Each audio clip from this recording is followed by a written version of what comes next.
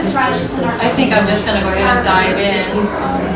I had quite a few people that said they wanted to be here, but they're probably busy talking in the hallway. And I know some of you people have been here since, I don't know when, 6 o'clock, 7 o'clock, 8 o'clock. Heather might be one of them, I don't know. Real early. And sit yourselves up at the big table with the Sarah Lou people. These are my two grandkids, our two grandkids. My husband sitting, he's the guy, Marcus. All right, so hey guys. So we're here to give a very brief vision of the Children's Church and what we're hoping to get up and going in sort of a different way than it was before. The nursery has been going all the while. It never stopped. Thanks to Alyssa, thanks to me, and thanks to some very key people that kept it all going. We can go on to the first slide up there, and here is one thought, one idea of. This is a sample model of what we're working towards.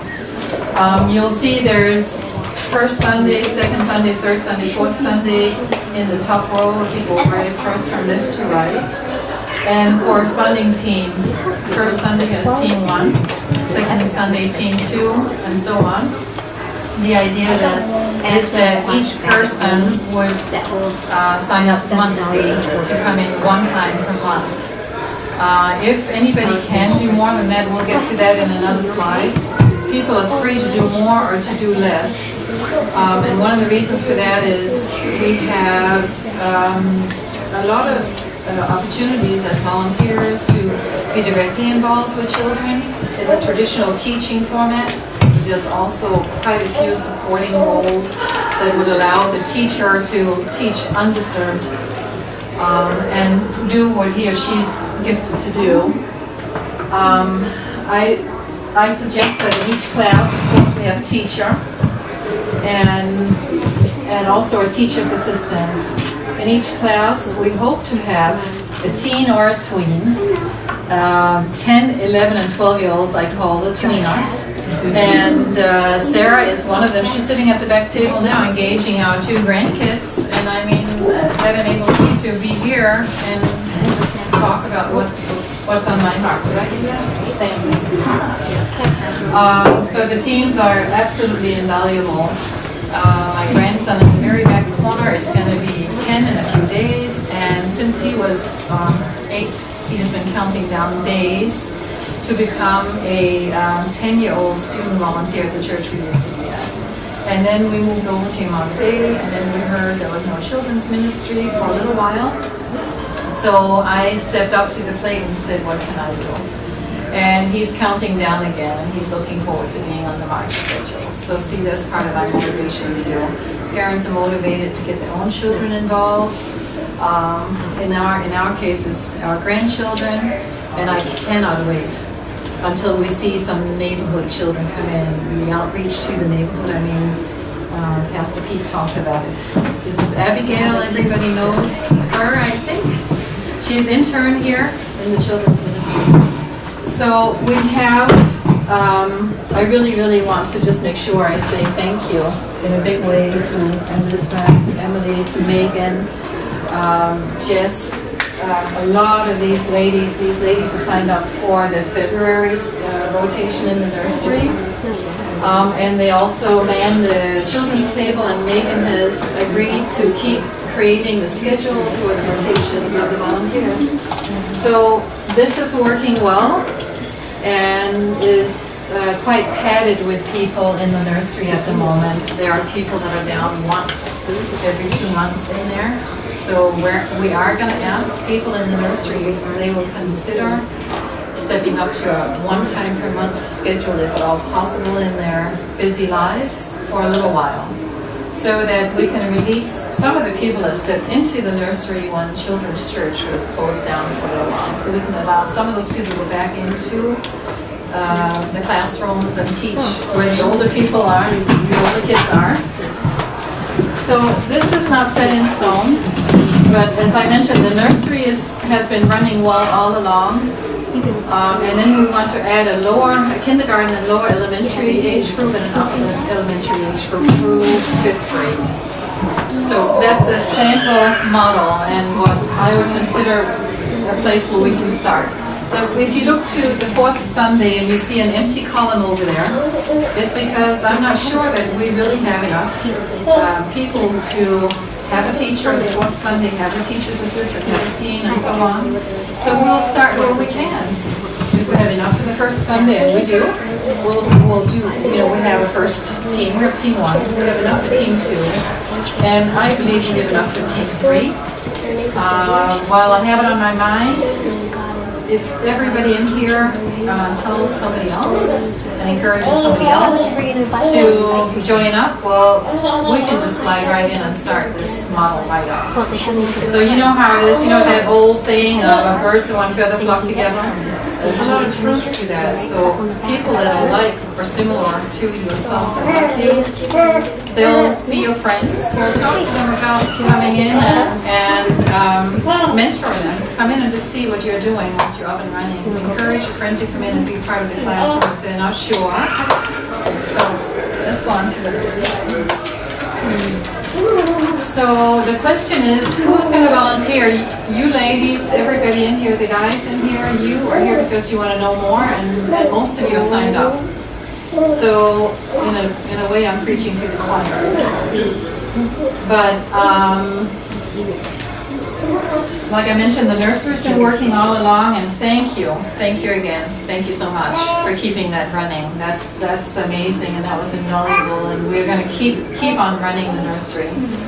And then in addition, we want to ask all the parents who have a child in a class or a classroom somewhere, who has a child in the children's ministry, we're going to ask the parents to seriously consider volunteering in some capacity. Now, not everybody is going to be a teacher, but we can all do something.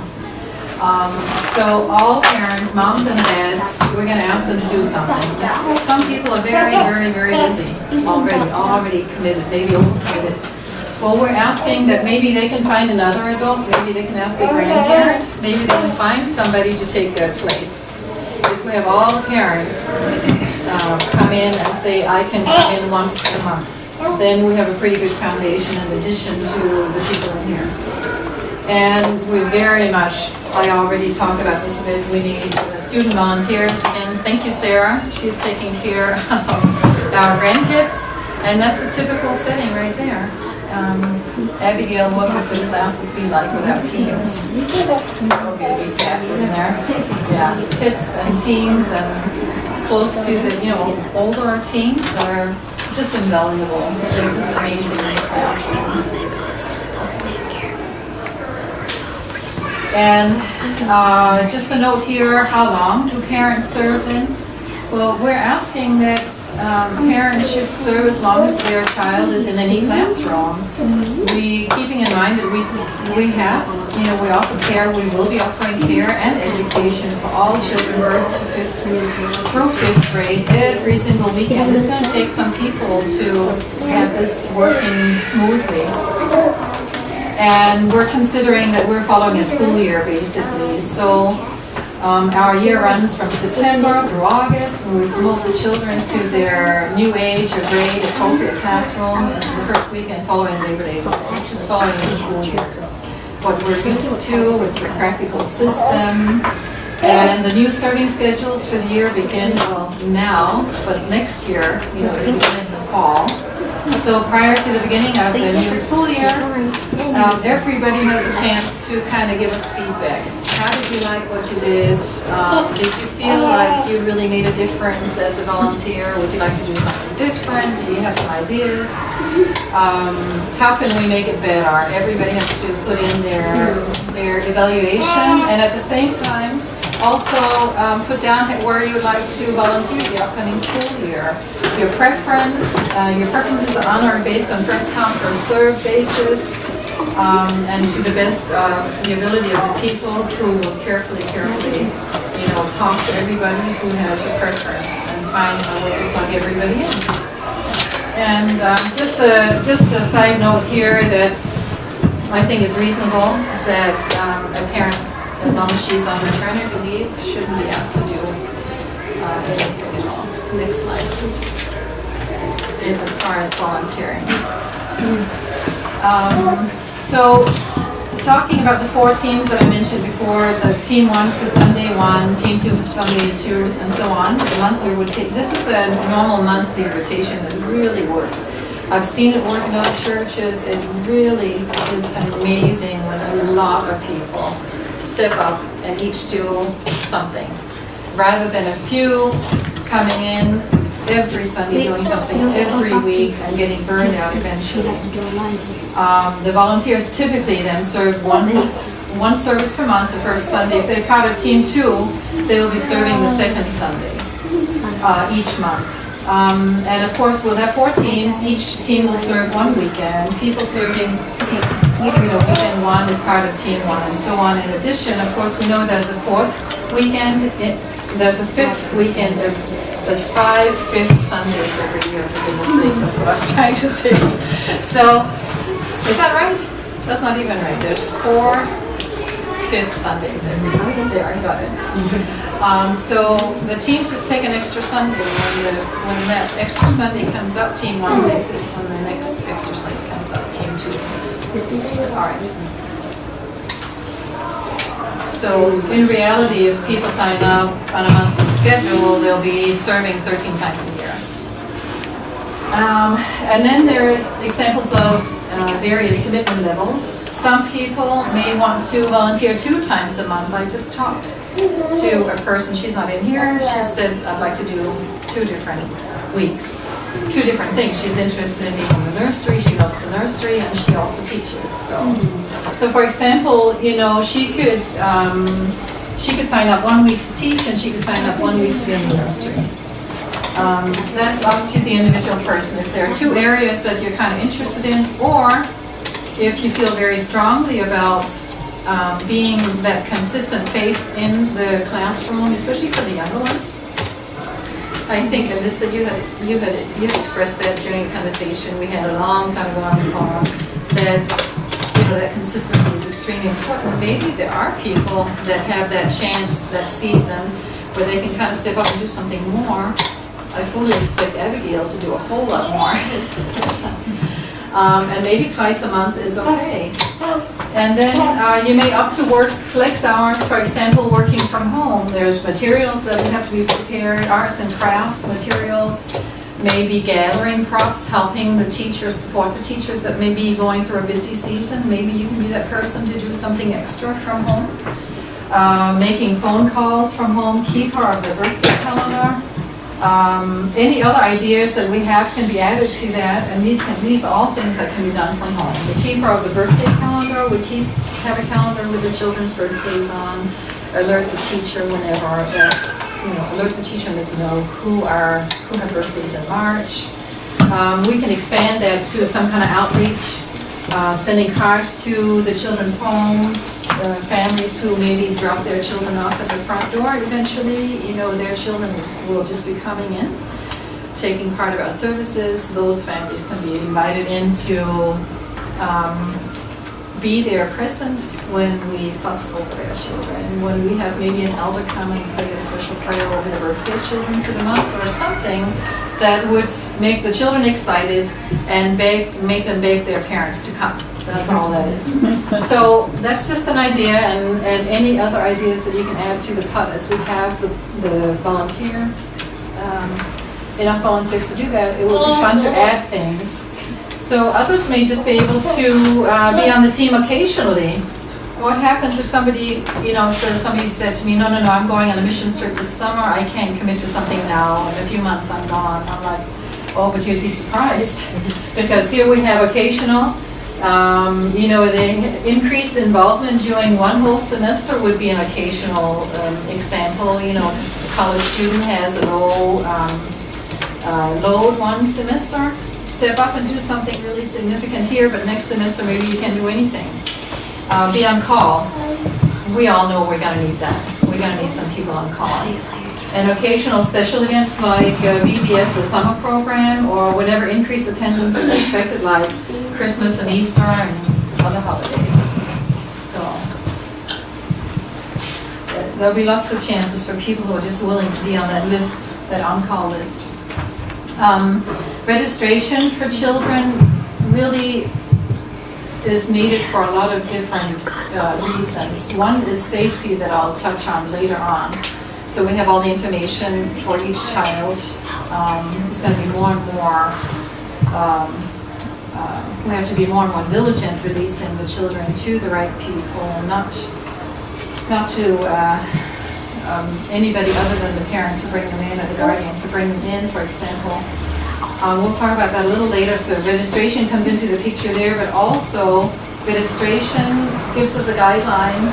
I'd like to ask all the parents to register their children. We'll have their birth dates. We'll have information that comes in handy that we can use. We'll ask the parents if there are any allergies that we should be aware of, any special needs, just to get to know children better in general. But also, all children participating in our children's ministry should be registered. After so many initial visits, when parents are starting to become regular attenders, then it's time to ask them if they would rather just have us take all the information one time, so they don't have to spend unnecessary time each time they come filling out papers. And then, when we look at the registration, we'll see the total number of children, and that will help us determine how the classrooms are set up or divided according to age groups. That'll let us know if, we really just need one class for older children, and maybe 2 classes right off for the 4-year-old, 5-year-olds. We'll find these things out as we see. And also, as how many we'll find out how many teachers and volunteers are needed.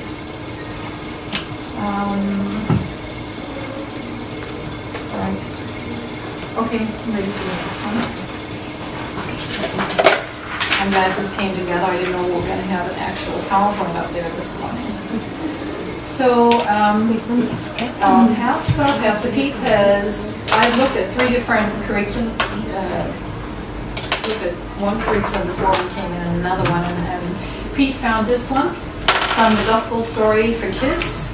And I don't really want to go into depth here, but I wanted to put it up there because I know so many people are interested in this. There's so many teachers in this room.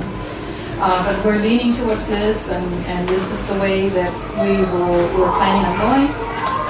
This is a 3-year program that helps churches and families ground children in the gospel stories from Genesis to Revelation. Children who begin in this program at an early age, like K4, I don't know if we can go as low as age 3 right off, but we'll do our best.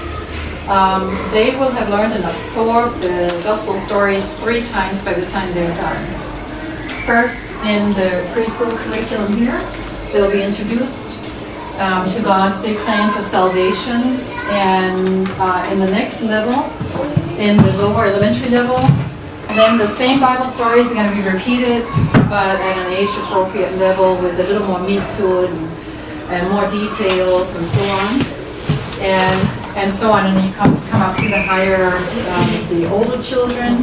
And here we're really kicking into the developing minds and challenging them to search the Bible text and so on. And all of them will have age-appropriate illustrations, activities, object lessons, and other things that can be, teachers can favor one area or another. Some teachers may want activities that are more curiosity arousers, just really teaching the children to learn. Other teachers may enjoy, he or she might find that coloring is something that her group enjoys a lot. So there's quite a bit of freedom for each teacher to kind of shape the classroom. And so volunteer opportunities, indirect. This is where I really need everybody in this room now. If you could spread the word, I think that would be extremely helpful. Some of the things that would make everything flow better is to have a children's church service coordinator. And that would be a catch-all kind of person that has to make decisions regarding combining classes if a teacher doesn't show, hasn't made appropriate arrangements, or if something came up suddenly and that teacher couldn't make arrangements. We may have to combine classes one day. The service coordinator will have to make those decisions, just kind of whatever issues come up, like things that come up when they do classes. It's a matter of just having a plan for when they come up. We can wish and hope they don't come up, like we can wish and hope that our kid doesn't have a tantrum at the grocery store, but it's better to have a plan for when they have that, fallout. The children's table, we're all familiar with that, and we need to keep that going, and we need to add some things like registration to that. The children's table is I put it down on indirect, or is indirect too low interaction with children behind the scenes. The children's table is the face of the children's ministry. That's where parents are going to come and say, I have this child with special needs, I don't know, maybe we should just go down the road to the bigger church. Well, that's where we can brainstorm, and the children's table can go to, coordinator can go to the service coordinator and say, we have this family here that would like to attend, but we need a buddy for this little man who's just 4 years old, or whatever. We said that coordinator has to just be fast on her feet and just decide what has to be decided right there. Training and orientation, tentatively we're planning that for 2 weeks from now, so people will find out exactly what's expected of them. There's sort of a job description for each volunteer position. I'd like to find somebody who could implement a rewards or points system, meaning we'd like to keep an eye on, we'd like to tempt children, we'd like to catch them when they're good, we'd like to reward them for having the behavior that we want them to have in the classroom, rather than children living on negative attention. The enforcer could possibly be the hall monitor. The enforcer doesn't have to be in the room, which is somebody on call that can come in and say, hey, line up or sit your little tail right next to me, for a minute, right? So we need somebody, or the Gibbons might be one. So I would only ask him to do that for 1 week, We need other people to just step up for the enforcer. The reward system, maybe a teacher can do that. I don't know. I volunteered down at Joy House for a season downtown. And they created a school, and I thought, well, how could you possibly, as a volunteer, come in once a week and check off and say, this child, needs a point for this, a no point for that. But they had a very simplified schedule that was quite fair, and these children were just trying to be on their best behavior. And they had lots of reasons not to be on their best behavior. And it was all because of a reward system. I'd like to tie I can't think of a better word than homework into that, but this curriculum allows the family to step up and be the main teachers of the gospel truths to their families, and these children can come in with their homework or some sign that they have worked with their family. There'll be some points for that. So we talked about this, prep materials, photographer. I'm looking for a photographer. I'm not sure if Kathy has time. She said she would take pictures from time to time. And so we can have, this is a bad term in the church, but I couldn't think of anything else, have great PR between Children's Church and the rest of the congregation, because Children's Church happens away from, and yet statistics show us that more than half of the people surrounding you in church made a decision by the time they were 12 years old to follow Christ or not follow Christ. So we should be more mainstream somehow. And maybe a picture now and then up on the slide. Performing? Yeah, performing. Yes, I love it. Great. Right. And you were signed up for music, and so that's right on. I'm for it. Or performance is what was suggested. There's the next one. Yeah, right. Yeah. That's a couple right here. Yeah, you can team up. There's probably more people, I'm sure. And opportunities for direct interaction is more straightforward. Most people, we have the nursery volunteers, we have the teachers, and we have the teachers' assistants, and All of us thought of that immediately when I talked to you in the hallway over the last many weeks. All of you thought of those three, the teachers, the worship leader and assistant teams to help us. We also, I think it would be really, really amazing to have a coach, a team leader mentoring, somebody, some kind of go-to person for the teens and tweens. Well, really kind of much like a youth leader, but that's the best way to explain it. My husband and I headed up a Bible team, quiz team, a teen Bible quiz team for 8 years.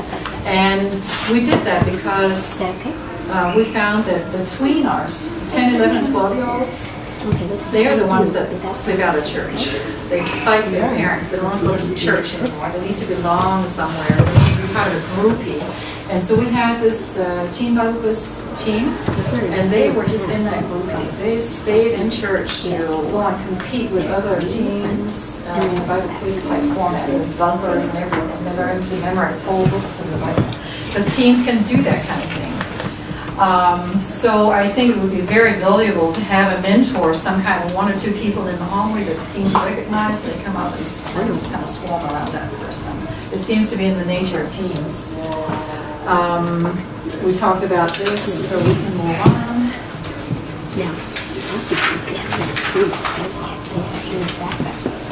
Okay, so this just had to be put in there somewhere. It's a no-brainer for this group. For volunteers to prepare their classrooms ahead of time. I think it would be, I'm planning on diving in where we left off as far as the parents, the kids sitting in the service, being part of the worship, the singing, and then Pastor will dismiss everybody when it's time. Don't have everything worked out in detail as far as how we're going to implement safety from the dismissal to the classroom. We have to work with the details, and I'm all ears, especially from experienced people. I talked to 2 people that said they just stand up and walk their child out, and I'm like, that seems very disruptive. And I talked to one for Laura. There was 5 minutes, there was literally a recess given in the church where she was so that parents could walk their children through the classroom. So we have to figure something out to keep safety in mind. The volunteers should definitely stay in their classrooms until every child is identified and matched with the identifying number or the parent. We have a lot of new families coming to the church, and everything we do speaks to them. So meeting the parents after the service is going to be really, really important too. So on the next slide, safety and security. The children's table is going to be really important. Like I said, the face of Imago Dei Children's Church is right there, the children's table. So we have to probably, I'm sure, put more people at that table to make it run smoothly, to implement the safety and security system. And that reminds me, if you want to take a brief look and pass it down, pass it around, this is a book that Pastor Pete had asked me to read, and I read it. This is a book regarding preventing and responding to child abuse in the church. So I don't know how much or how often we think about that, but perpetrators look for easy targets, and then they plan to infiltrate. And the church is a very easy target as far as the setup goes. And then the extra bonus to perpetrators are that church people are particularly willing to forgive. When somebody is finally, if and when they're finally caught as sexual abuse, the church tends to maybe be too quick to forgive and confuse forgiveness with not really fully thinking through that forgiveness is not the same as neglecting justice or ignoring that this happened. It's not our duty to simply forgive that person. It's our duty to do the right things, follow through on anyone who is caught or found out to be a sexual abuser, and bring these person to into the justice system and first and foremost to the leadership of this church. But those are details we really don't want to talk about. We'd rather talk about prevention.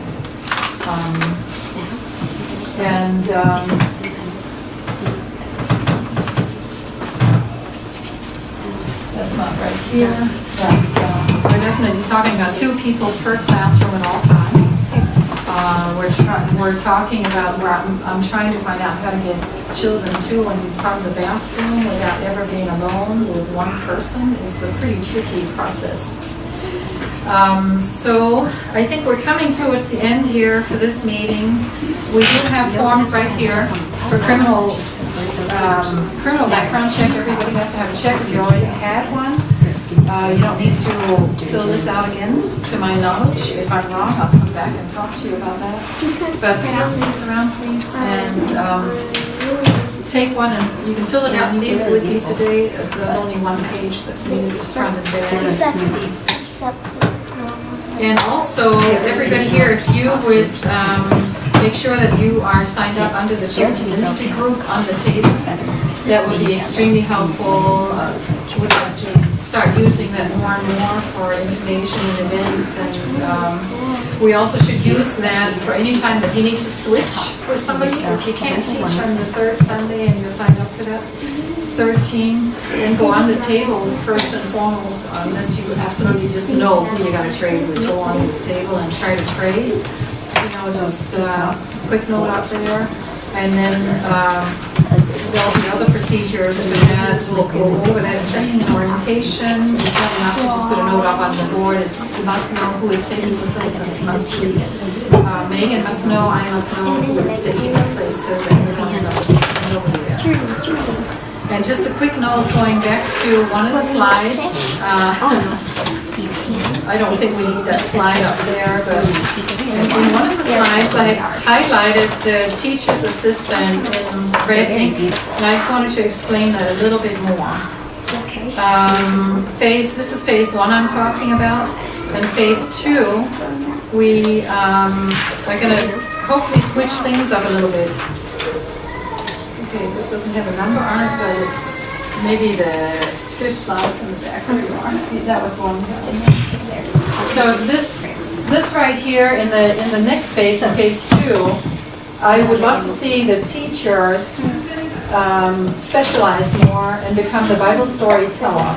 The E in REM, the R-E-M that we talk about that this church is founded on, the relational education missional.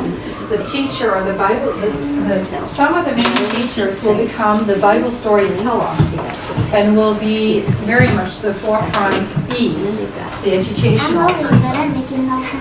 And that person preferably would be a little more animated, a little more not having any, find it easy to be a little more dramatic. A person who can really see him or herself as a primary Bible storyteller.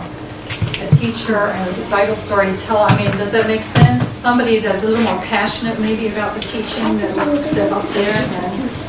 And then also teach in at least 2 classes. She'd come in and teach the younger elementary, for example, and be there for 10-15 minutes, go right into the older elementary and teach the same story. Now, what do we do then when the teacher is no longer the supervisor, the catch-all, the do-all for arts and crafts and activities and teaching? The TA, the teacher's assistant, is also going to change. That format is also going to change. And in phase 2, that teacher's assistant becomes a constant person in each classroom. The familiar face, the mentor to all the children. This person becomes the person who knows the people, like the kids are looking forward to seeing, this teacher when they come in. And this person is very much the R in REM, the relational. Children learn through relationships. Children will really not learn anything significant depending on their age until they feel secure and they're relating to that person that's in the room. And so the TA becomes this relational type shepherd, this person creating a real sort of home away from home in the classroom. And that person in phase 2 It would be just fantastic if we're relying on 2 people per month to be that person, if that's possible. If we can, especially in the lower grades, have a person that can be there every other week. But that depends on the volunteers, depends on people, how they can step up. This person, the relational person, doesn't have any homework. It can be dads, it can be moms, it can be busy teachers, it can be somebody who's already serving someone else in the church, but really wants to be with kids. I just talked to a lady like that. There's no homework, you prepare, you have your heart right with God, you pray, you come in, and you're just there to help the children have fun. And the reason for no preparation other than that is because we really do want people to be able to step up and do it more. That is all I have today. And then 2 weeks from now, by 2 weeks from now, we need everybody to come back to orientation, just kind of really dig in. We'll put some notes up on the table. The sooner you can fill out the forms for the background check, the better, because they have to be run through the justice system. So how did all of that sound? Like a lot? Again, thanks for coming. Thank you so much. I wouldn't be able to do any of this. I'm just kind of spreading the vision out. I'm telling you, this does work. It has worked. It can work here. And if enough people step up, it's really exciting because it's going to happen really fast. And we can reach out, and the church will grow, and the children will be taught. So, thanks for coming.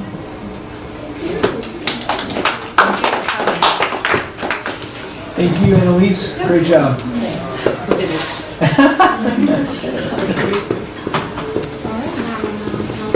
So I'll stick around for any questions. Feel free to contact me over the table too. My information's on the table. Text me as best, email me as best, phone number right here.